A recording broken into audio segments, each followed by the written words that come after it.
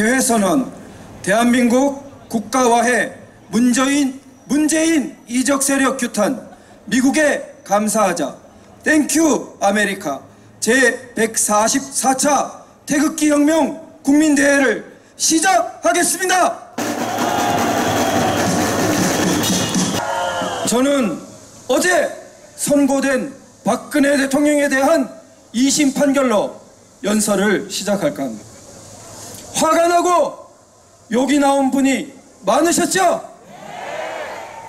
박근혜 대통령께서는 어떠하셨을까요? 제가 판결 선고 후 바로 직접 뵙지 못했지만 제 추측으로는 아무렇지도 않으셨을 것 같습니다. 조금 더 하자면 굳이 묵시적 청탁을 다시 불러오고 1년의 형기를 추가한 김문석 재판장을 약간 측은하게 여기셨을 것 같기도 합니다. 왜냐? 박근혜 대통령께서는 1심 재판부에 대해 더 이상 믿음을 유지할 수 없다고 분명히 말씀하셨습니다. 그 뒤 항소마저 포기하신 것은 이미 본인의 재판에 관한 한 이 나라 사법부에 희망을 둘 수 없다는 뜻을 확고히 표출하신 것입니다. 그럼 박근혜 대통령께서는 모든 희망을 버리고 절망 가운데 계시느냐? 저는 박근혜 대통령께서 상황이 쉽게 풀릴 것으로 낙관하지 않지만 당신이 반드시 구출되리라는 것을 확고히 믿고 계시다고 감히 확신합니다. 그 믿음의 근거는 대체 무엇일까요?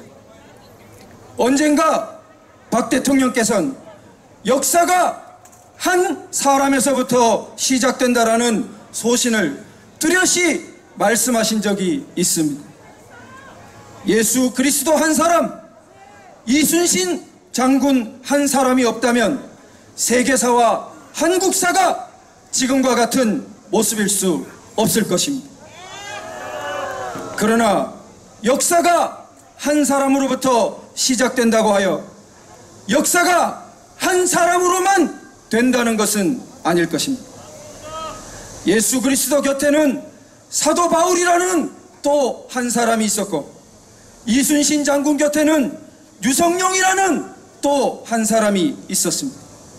한 사람 곁에 또 한 사람, 그 사람 곁에 또 한 사람이 힘을 모았기에 역사가 이루어진 것입니다. 박근혜 대통령은 한 사람이 여러 사람이 되어서 마침내 역사가 이루어져 가는 것이라고 말합니다. 우린 한 사람 한 사람들은 태극기를 들고 2년째 주말마다 이 자리에 모이고 있습니다. 우린 왜 모이기 시작했으며 왜 계속 모이고 있습니까?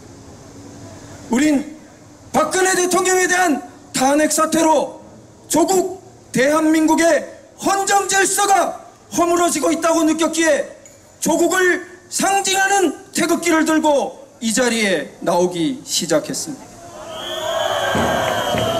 과연 그 이후로 지금까지 탄핵을 주도하고 이에 편승한 무리들이 대한민국의 헌정 질서와 대한민국 자체를 파괴하는 행위를 지속해 오고 있습니다. 그래서 우린 여전히 태극기를 놓지 못하고 있습니다. 맞습니까?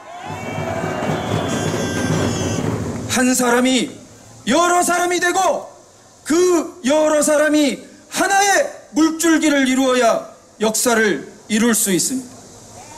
그런데 태극기를 든 우리들이 뭉치지 못하고 각자 떨어져 있으면 역사를 이룰 수 있겠습니까? 이제 저는 감히 말합니다. 태극기 집회는 대한민국을 지키고 박근혜 대통령을 구출하려는 초심하에 하나로 뭉쳐야 합니다. 그런데도 작은 차이를 앞세워 집회조차 하나로 뭉치지 못한다면 그것은 역사에 죄를 짓는 행위라고 생각합니다. 동의하십니까?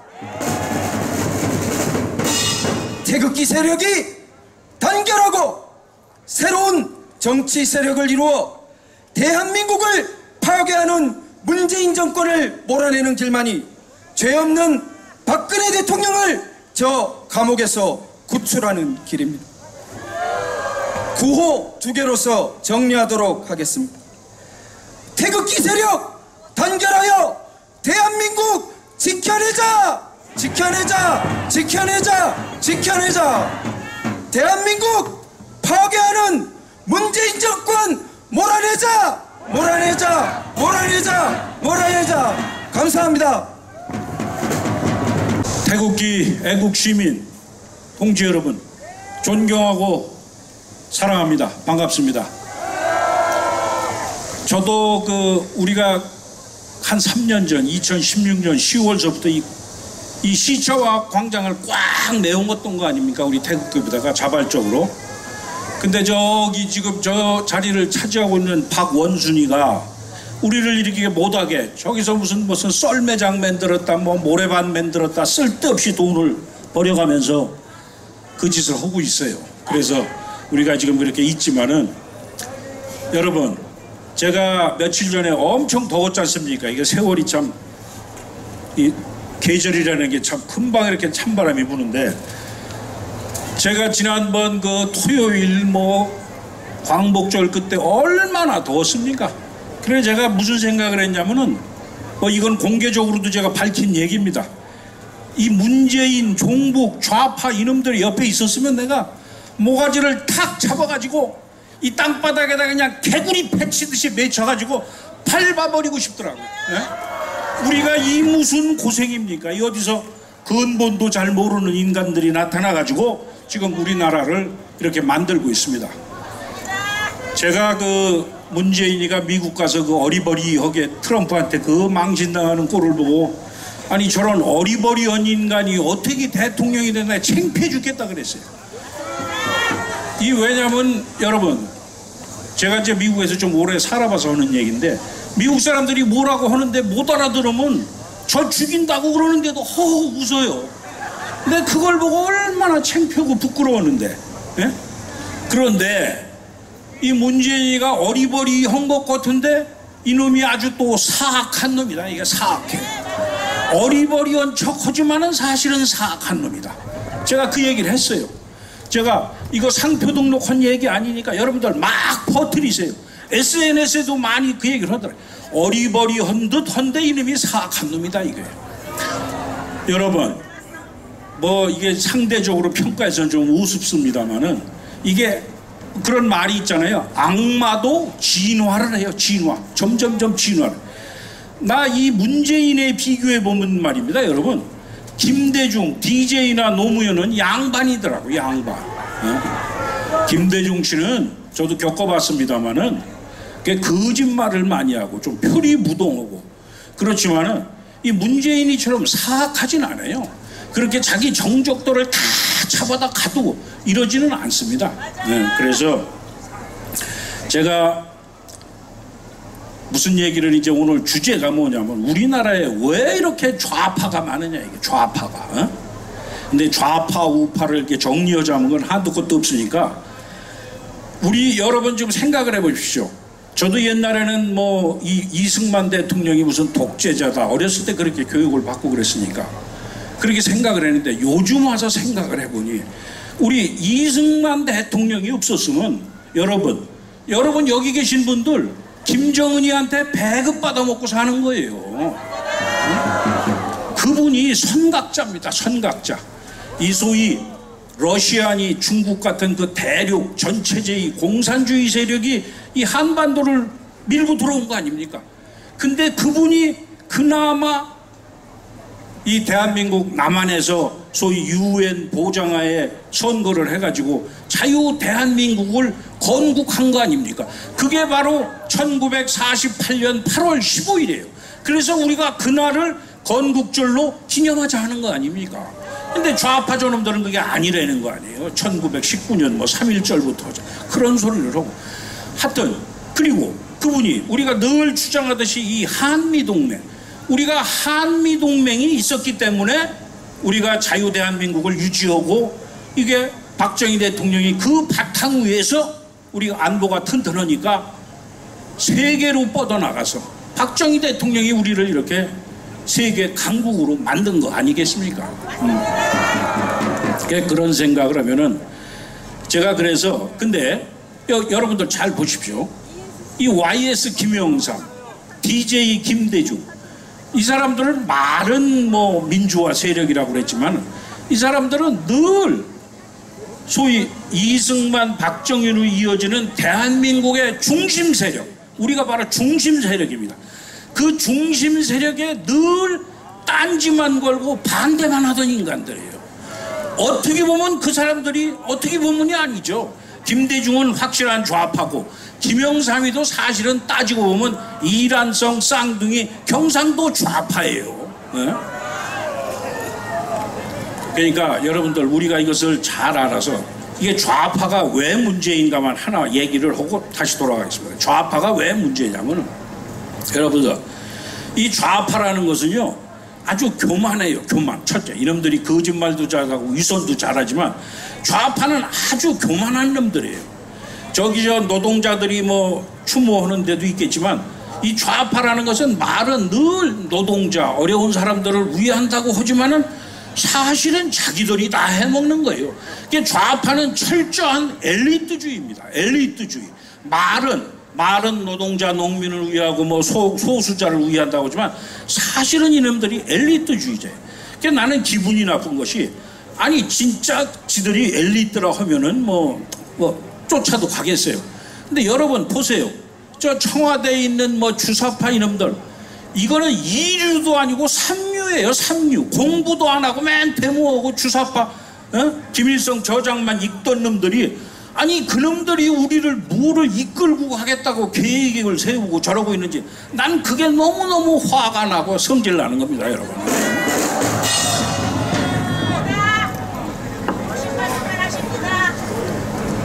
여러분, 뭐 짧은 시간이니까 요 얘기는 꼭 제가 하겠습니다.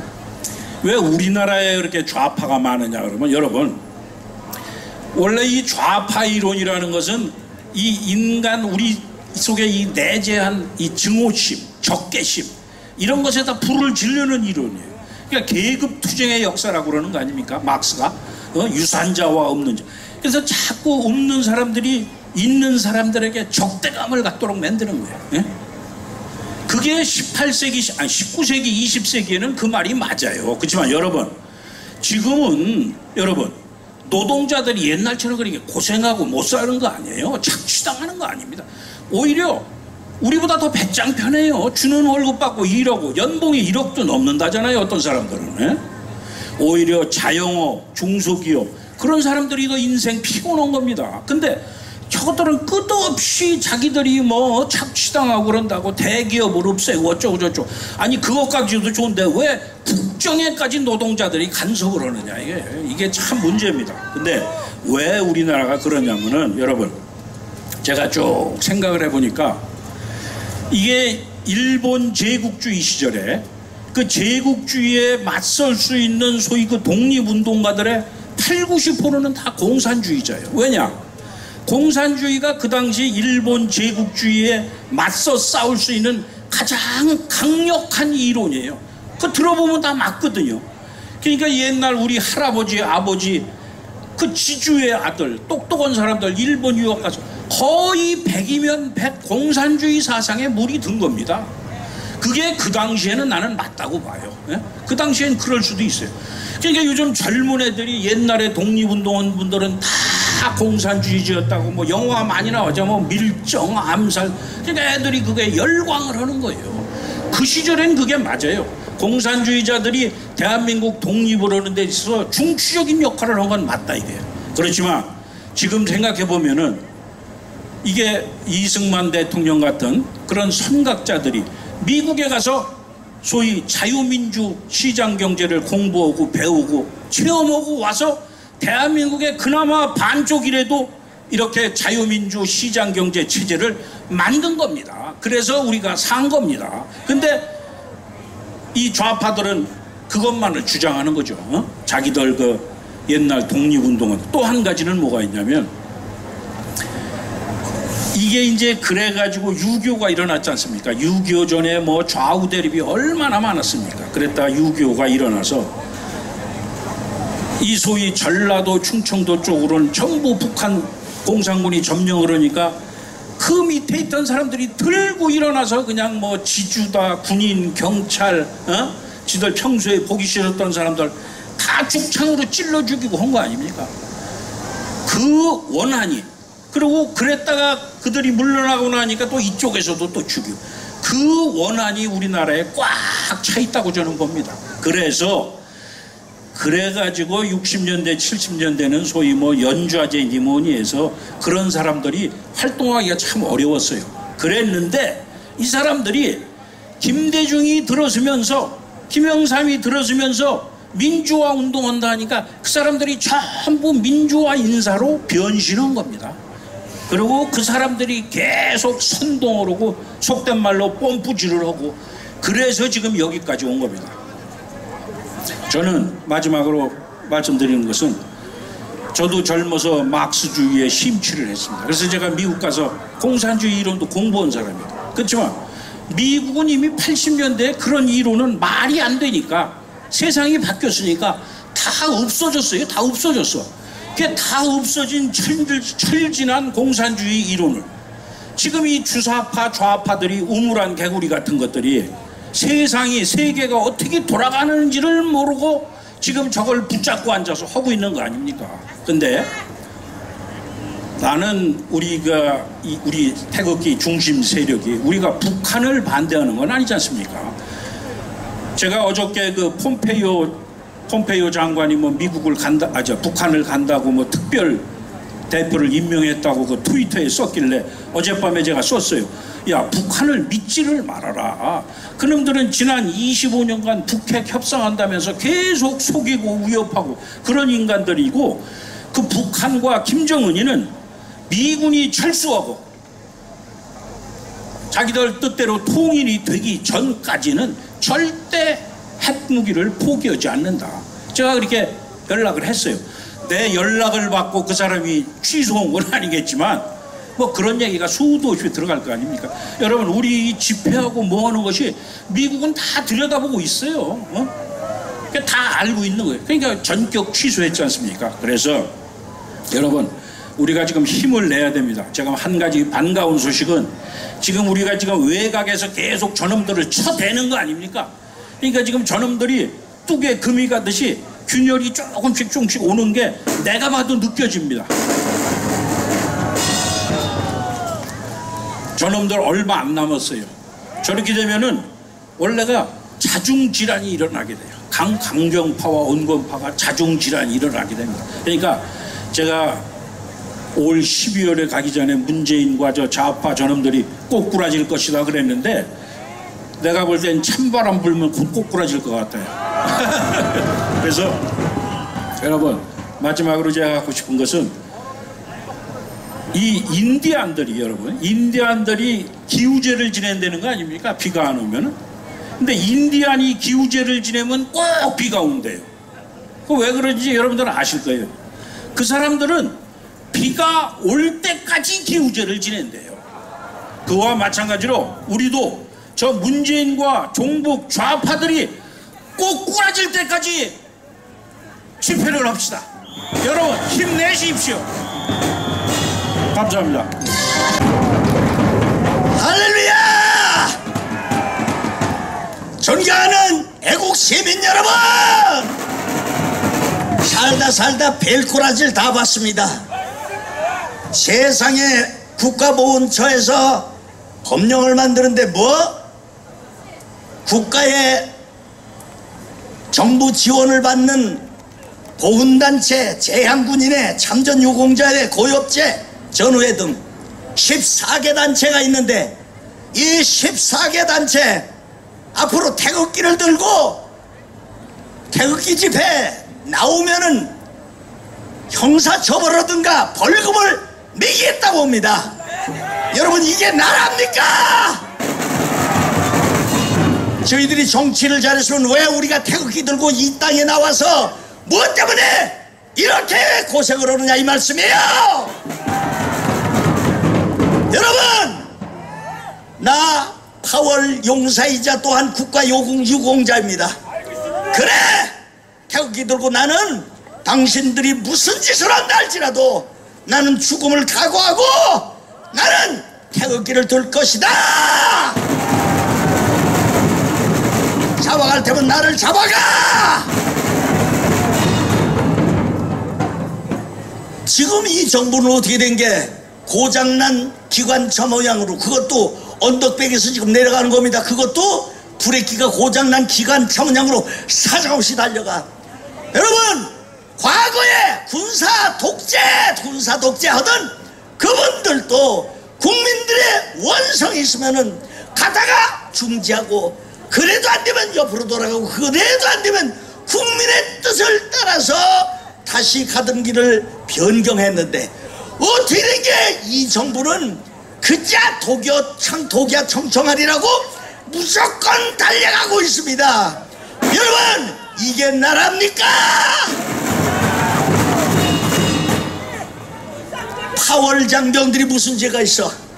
국가를 위해서 생명을 바친 죄밖에 없어. 그동안 34만 5,994명이 파월, 그러니까 월남전에 참전했습니다. 그 중에서 전사하신 우리 전사자들, 우리 전우들이 무려 5,099명이나 됩니다. 그 속에 부상자들이 11,232명이나 계십니다. 지금도 그분들은 보훈병원에 누워 계십니다. 이 유공자들이 뭐 잘못한 게 있어? 뭐가 잘못한 게 있어? 국가 유공자들이 무슨 뭐 장기판의 소리냐? 제대로 갖다 주고 나서 그렇게 해라 말을 할 일이지. 우리 월남에 파병될 때 브라운 각서라고 하는 것이 있었습니다. 이면 계약이 있었습니다. 그때 어떻게 됐냐? 미국으로부터 우리 육군 병장들이 얼마를 받았느냐? 우리는 500불씩 받았습니다. 그러나 무려 90%는 전부 다 국고로 들어가서 고속도로 놓는데 이 돈이 전부 다 쓰여졌습니다. 파월 용사들이 고속도로를 놨습니다. 이 고속도로를 놓을 때 이걸 반대해서 고속도로에 벌렁벌렁 누워있던 사람들이 지금 이 정권이다, 이 말씀이에요. 그럼에도 불구하고 지금 파월 장병원들한테 뭐 해준 거 있어? 나는 내 옆에서 자던, 내 옆에서 나하고 같이 생활했던 이 전우를 잃고 살아 돌아온 죄 때문에 나는 지금 한 달에 무려 대한민국 정부에서 어마어마하게 한 달에 30만 원씩이나 받습니다. 이게 나라입니까? 만큼은 무슨 유공자들은 저거? 여러분, 세월 후에 얼마를 줬습니까? 8억에서부터 12억까지 줬습니다. 구경 가다가 수학여행 가다가 쓰러진 배 뒤집어서 죽은 아이들한테 이렇게 주고, 파월 장병들한테 얼마를 해줬어? 살아있는 우리 전우들한테 얼마를 해줘? 이러면서도 불구하고, 그리고 뿐만 아니라 여러분, 5.18 유공자 이거 전부 색출해야 됩니다. 5.18 유공자 어째서 그들은 이렇게 천문학적 돈을 갖다 쏟아 부으면서 어째서 유공자들 그 자손들까지 10% 가산점이라는 걸 주어가지고 같은 전라도 땅에서, 같은 호남 땅에서, 같은 광주 땅에서 그렇게 소외감을 느끼고, 그리고 여기에 들어가지 못한 사람들, 후손들은 아무리 공부해도 소용없어. 이 이게 대한민국의 실정입니다. 그들에게 지금 돈을 얼마를 줍니까? 그러면서도 불구하고 빡 하면 국가유공자들 태극기 들고 나가면 처벌한다? 그래, 처벌해라! 난 생명을 걸고 이 자리에 섰습니다. 여러분, 이게 나라입니까? 천안함 폭침 사건에, 천안함 폭침에 희생된 우리 국군 장병들을 얼마나 해줬습니까? 이게 나라냐 이 말입니다. 이러면 어떤 놈의 자식을 군대 보낼 것이며 어떤 부모가 자식을 군에 보내겠느냐 이 말이에요. 여러분, 이제 군대 사기를 전부 다 꺾어놨습니다. 이제 김정은이가 쳐들어오면은 속수무책입니다. 두 손 번쩍 들고 그냥 총 한 번 쏴보지도 못하고 우리는 항복할 수밖에 없는 사람들입니다. 그러나 오늘 태극기를 들고 대한문 광장에 나와 있는 저와 여러분들이 있기 때문에 하나님께서 이 민족을 절대로 버리시지 않는 것을 믿으시기를 주의 이름으로 축복합니다. 사랑하는 여러분, 이 사람들이 낚싯배 뒤집어졌을 때 고관대적이라는 사람들이 일어나서 그들 앞에 묵념을 했습니다. 그들 앞에 묵념하던 이 사람들이 우리 마리논 해병 헬기 추락 사고로 인해서 순직한 우리 장병들 연결식에는 어떤 놈이 내려갔었어? 콧배기도 보이질 않았습니다. 이게 나라입니까?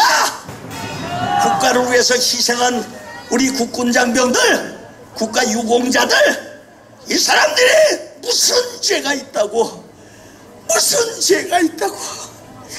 나는 내 전우를 잃고 살아 돌아온 죄 때문에 한 달에 그 어마어마하다고는 30만 원이래요. 이걸 우리한테 주면서 있는 대로 생색을 내가면서 그리고 찍소리도 하지 말라 이따위 짓을 하고 있습니다. 여러분, 이걸 요새 말로 뭐라고 하는지 아세요? 벨꼴이 절반이고 원더풀이 3분의 1이라는 겁니다. 여러분, 이게 나라입니까? 사랑하는 여러분, 이제 말씀을 맺겠습니다. 이 사람들은 지금 조자룡의 헌칼 쓰듯이 사정없이 닥치는 대로 목자루도 그리고 적폐청산이라고 미명 아래 사정없이 칼 휘두르더니 이젠 국가유공자들 그들에게도 칼을 대고 있습니다. 이래서는 안 되는 겁니다. 하나님이 바라보고 계십니다. 하나님의 징계가 내리실 겁니다. 이번에 이 태풍이 올 때 나는 내심 기뻐했습니다. 이번에 태풍이 왔을 때 그저 제발 저 여의도에 있는 집장촌 300명이 우글거리는 그거를 싹 쓸어버리고 청와대로 올라가서 문재인과 그리고 공산주의자 그리고 새빨간 이 공산주의자 거기다가 주사파 좌파 정권들 싹 쓸어버리는 하나님의 역사가 일어나기를 바랬지만 하나님께서는 옆으로 비껴가셨습니다. 왜 그러냐? 우리 대한민국에 아직도 회개하지 못한 주의 종들, 회개하지 못한 대형교회들, 회개하지 못한 기독교인들, 얘들이 뭉쳐서 회개하고 기도하기를 원하셔서 다시 한번 기회를 주신 것을 믿으시기를 바랍니다. 하나님께서는 절대로 이 민족을 버리시지 않을 겁니다. 사랑하는 여러분, 대한민국은 절대로 하나님께서 버리시지 않습니다. 기도하는 여러분들이 계시는 한은 절대로 버리시지 않는 것을 믿으시기를 주 예수 주 예수 그리스도 이름으로 축원합니다. 축원합니다.